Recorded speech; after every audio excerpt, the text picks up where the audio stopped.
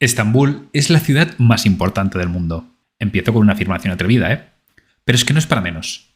La podemos llamar Bizancio, Estambul o Constantinopla, y en cualquiera de sus nombres, facetas y etapas, estaríamos hablando de un lugar increíble, uno de los centros de nuestro mundo. Y es que os estoy hablando del mismísimo punto donde se unen los dos grandes continentes históricos, Oriente y Occidente, Asia y Europa. Hoy quiero que profundicemos en la historia de esta ciudad, pero de una manera un tanto peculiar. Más que entrar en todas las etapas de su historia, quiero hablaros solo de 3 momentos muy concretos, 3 instantes únicos que no solo son importantes para entender las diferentes etapas de este lugar, sino también por la importancia e impacto que tuvieron en todo el mundo, en toda la cultura humana. Hoy os hablo de Bizancio, de Estambul y de Constantinopla. Hoy os hablo de la ciudad del centro del mundo. Yo, como siempre, soy Alex Tombosch. Bienvenidos a Objetivo Horizonte.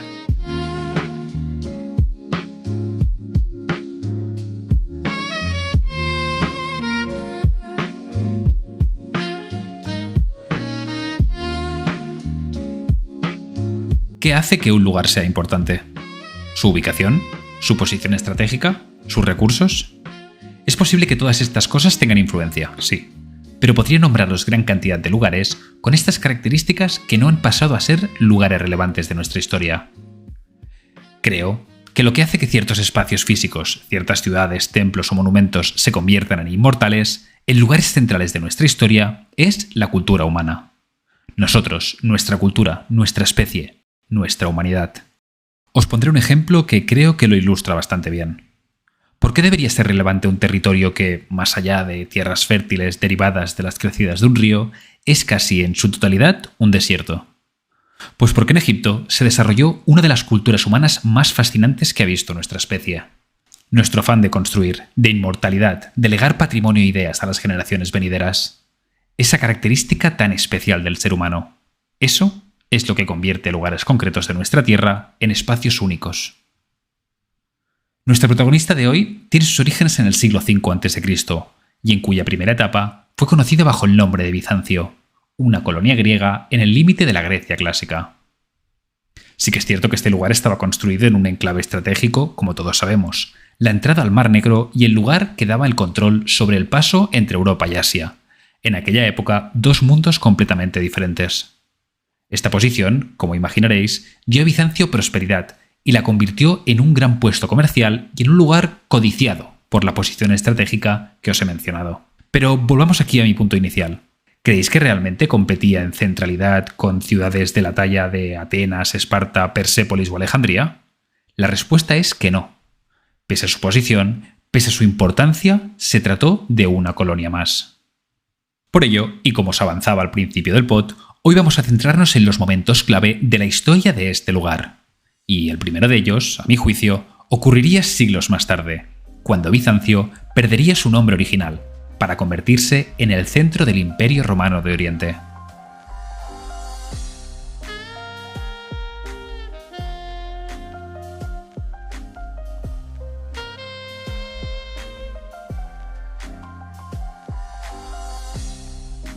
Fue esta una etapa convulsa dentro del Imperio Romano. De hecho, fue la que se conocería como la crisis del siglo III. Roma sufría invasiones externas, guerras civiles y una gran inestabilidad interna, que debilitó la autoridad y el poder central. Al mismo tiempo, las provincias orientales del imperio, más ricas, urbanizadas y estratégicamente mejor posicionadas para el comercio y la defensa, empezaron a ganar importancia frente a las occidentales. De hecho, varios emperadores empezaron a buscar nuevas sedes administrativas y militares en Oriente, más cerca de las fronteras, que es donde también había más problemas, y también a los grandes centros económicos del mundo. Pues bien, fue este contexto en el que Constantino el Grande, tras consolidar su poder como único emperador en el año 324 después de Cristo, decidió fundar una nueva capital imperial. Constantinopla fue fundada oficialmente el 11 de mayo del 330 después de Cristo, cuando Constantino trasladó allí la capital del Imperio Romano. Por supuesto, Constantino eligió a Bizancio por su ubicación, y que, como ya hemos visto, la ciudad estaba en el mismo estrecho del Bósforo, en el punto de encuentro entre Asia y Europa. Esta posición le otorgaba control sobre importantes rutas comerciales terrestres y marítimas, y a la vez le facilitaba también su defensa. Pero más allá de esto, Constantino y las reformas que hizo fueron quienes dotaron a una antigua pequeña colonia griega de un carácter imperial, de la grandeza que la caracterizaría a partir de entonces. Se construyeron monumentos y edificios al estilo de Roma, con un gran hipódromo para las carreras de carros, foros, palacios imperiales, baños públicos y también muchas iglesias. La nueva capital, Constantinopla, la ciudad de Constantino, también conocida como la Nueva Roma, fue el reflejo de la ambición de crear un segundo centro imperial que heredara la grandeza de Roma. Y aunque el título de Nueva Roma fue más simbólico que oficial, Constantinopla efectivamente replicó estructuras administrativas romanas, como el Senado, regiones urbanas o las distribuciones de trigo gratuitas entre la población, por lo que rápidamente eclipsó a Roma tanto en población como en riqueza. Y no solo os estoy hablando de recursos. Gracias a incentivos imperiales y a la transferencia de obras de arte y recursos desde otras partes del imperio, la ciudad creció rápidamente. De los 30.000 habitantes que tenía cuando llegó Constantino, en pocos siglos superaría el 500 000 de habitantes, convirtiéndose en la ciudad más poblada y rica de Europa durante la Alta Edad Media. Tras la división definitiva del Imperio Romano, tras la muerte de Teodosio, la ciudad pasaría a ser la capital del que se conocería como el Imperio Bizantino, el heredero oriental del mundo romano.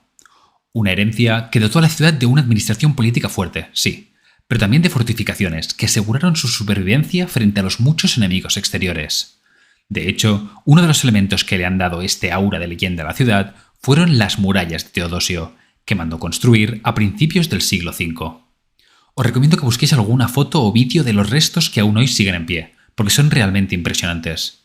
Unas murallas dobles reforzadas con fosos, que convirtieron a Constantinopla en una fortaleza prácticamente inexpugnable, durante más de 1000 siglos. Unos persas árabes, todos se estrellaron contra ellas sin éxito, algo que durante siglos permitió la continuidad de la civilización romana en Oriente, aun cuando el Imperio Romano de Occidente cayó en el siglo V. Fue de hecho este periodo, entre el siglo IV y el VI, el que se conoce como la Edad de Oro bizantina, y que tuvo su esplendor durante el reinado de Justiniano. Justiniano impulsó un florecimiento cultural, jurídico y arquitectónico sin precedentes.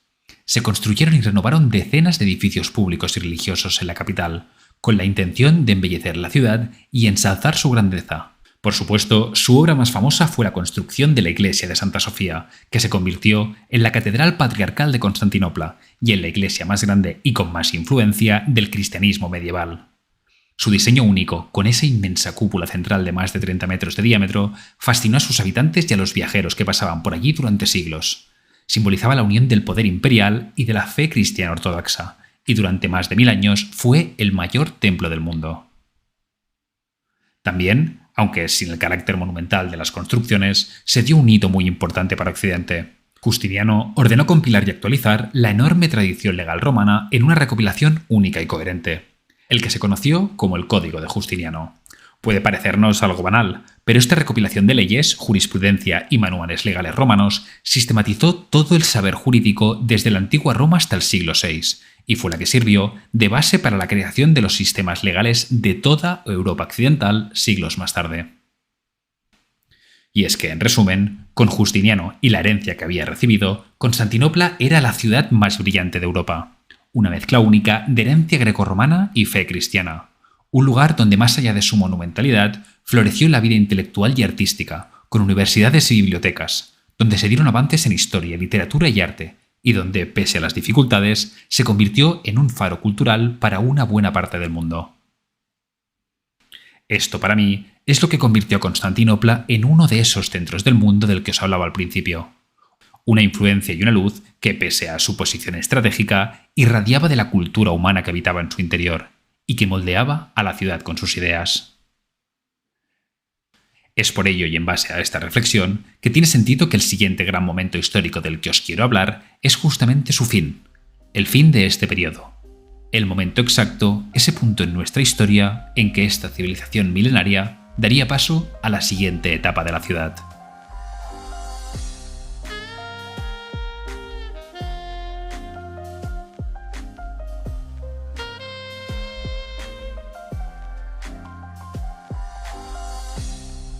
Después de Justiniano, el Imperio bizantino pasó por muchos altibajos. Aunque Constantinopla seguía siendo una ciudad fuerte, con el tiempo fue perdiendo poder. En el siglo VII, los árabes conquistaron importantes territorios como Siria, Palestina y Egipto, lo que dejó al Imperio bizantino bastante tocado, con menos dinero y también con menos soldados. Más tarde, en el siglo XI, los turcos invadieron Anatolia, y tras la batalla de Mantiqueirk, Constantinopla quedó aislada del resto de sus tierras en Asia. Además, el imperio tuvo también problemas internos, como luchas por el poder y conflictos religiosos que lo debilitaron aún más. Y aunque hubo periodos de recuperación, como durante la dinastía de los Comenos entre los siglos XI y XII, en general se fue haciendo cada vez más pequeño. El golpe definitivo a este descenso ocurrió durante la Cuarta Cruzada. En el 1204 tomaron y saquearon Constantinopla en un asalto brutal.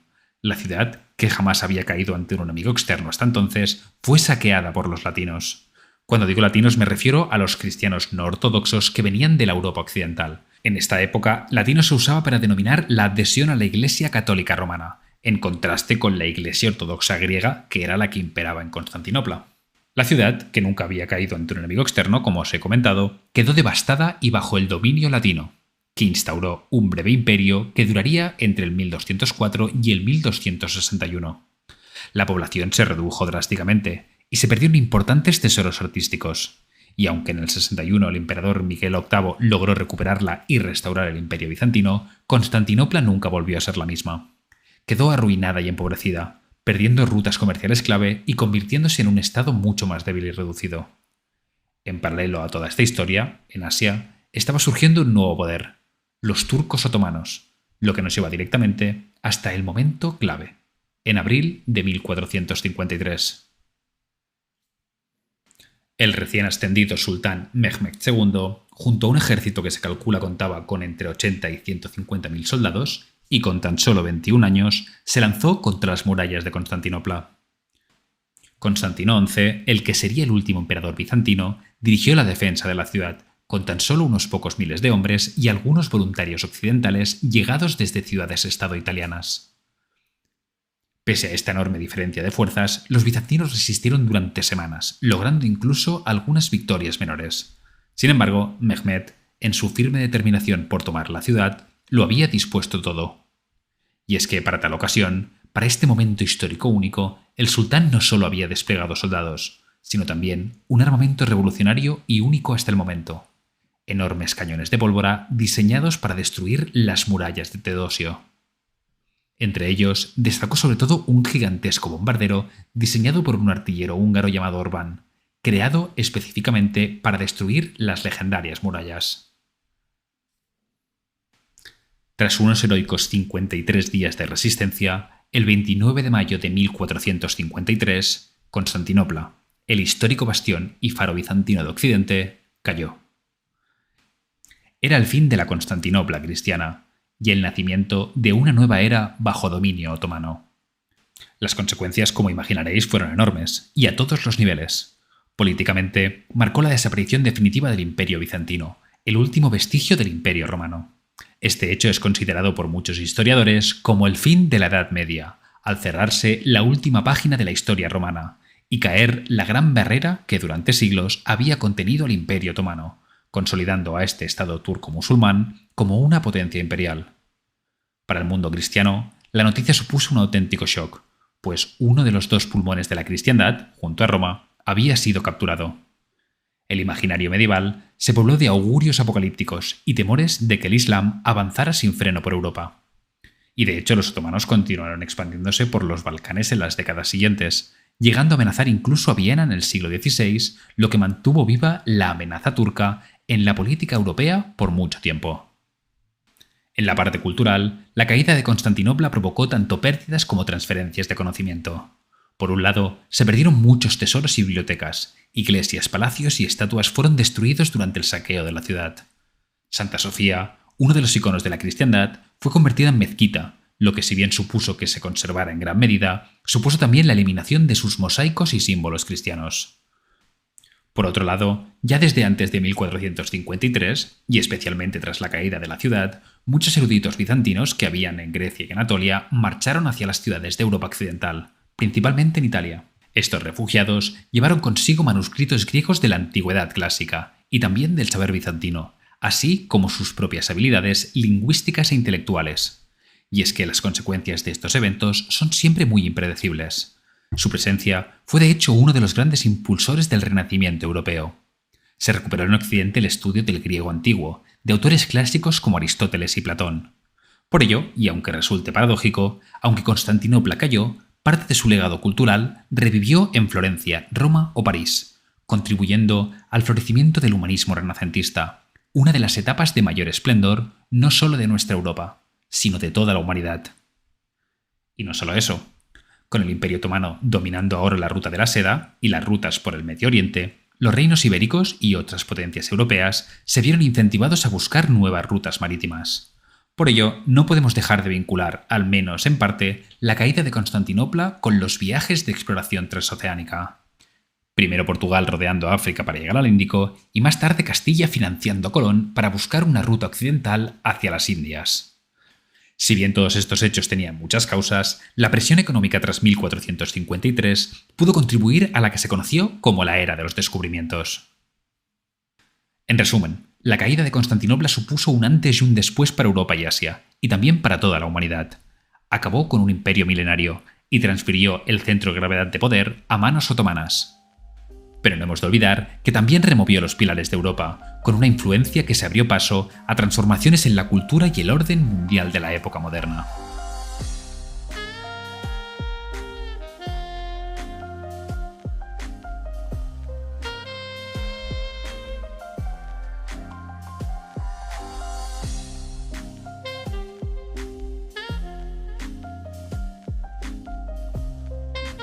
Pero volvamos a nuestro inicio.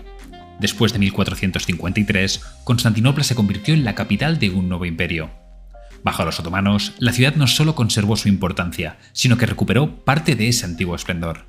Mehmed II levantó allí su corte y empezó con la repoblación de la casi desierta ciudad, invitando e incluso forzando a la población a asentarse en Constantinopla. Gracias a estas políticas, en pocas décadas la ciudad volvió a tener una población considerable y una gran diversidad étnica y religiosa. Constantinopla se transformó de nuevo en una metrópolis islámica de primer nivel, aunque con algunas modificaciones adaptadas a su nueva realidad.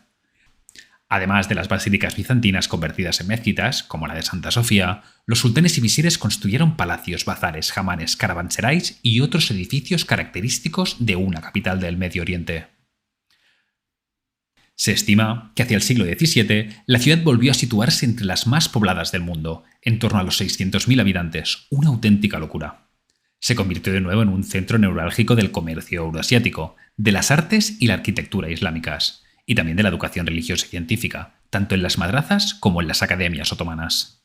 Sin embargo, la prosperidad otomana también conoció un declive a partir del siglo XVIII, y especialmente en el XIX, a medida que el imperio enfrentaba retrocesos territoriales y crisis internas.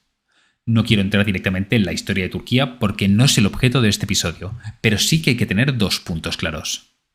Tras la Primera Guerra Mundial, con la desintegración del Imperio Otomano y el nacimiento de la República de Turquía en 1923, por primera vez en 1600 años, Constantinopla perdió su papel de capital desde que Constantino se asentara allí. Poco después, se abordó también el tema del nombre. Aunque Istambul era ya de uso común localmente, en Occidente seguíamos hablando de Constantinopla. Por ello, en 1930, el gobierno de Atatürk introdujo reformas en el servicio diplomático que hicieron oficial el nombre de Estambul internacionalmente, pidiendo a que todas las comunicaciones extranjeras se utilizara únicamente Estambul para referirse a la ciudad. Un cambio de nombre que a la vez anunciaba un cambio de era, el final de una leyenda y el inicio de otra. Hoy, Estambul es una de esas ciudades globales, internacionales por completo, y sin duda alguna de primer orden. Un lugar que combina su enorme patrimonio y legado histórico con todo lo que implica también la modernidad. Se trata de la ciudad más poblada de Turquía, y culturalmente sigue manteniendo ese carácter cosmopolita y de diversidad que siempre ha caracterizado a Constantinopla. Una ciudad diversa, donde conviven turcos, kurdos, árabes, judíos y cristianos ortodoxos. Una ciudad que es reconocida por su vida artística y académica, con un montón de museos, galerías y universidades. Y sin olvidar que tiene uno de los aeropuertos más importantes de todo el mundo. Hoy en día, como siempre lo ha sido, para los europeos Estambul sigue siendo nuestra puerta de entrada a Asia. Quizá ya no como lo era en la fundación de Constantinopla, pero paradójicamente su aeropuerto nos permite tener conexiones con la inmensa mayoría del continente asiático.